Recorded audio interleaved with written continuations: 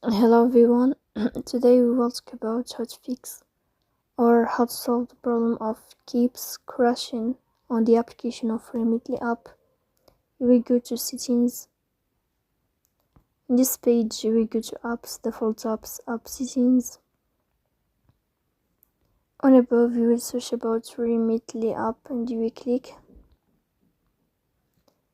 Here in this page of app info you will click on first stop and you will click OK. Then you will enter to the window of storage. Then you will click on clear cache. But pay attention, don't click clear data because that can delete your account. Here you will go to Play Store.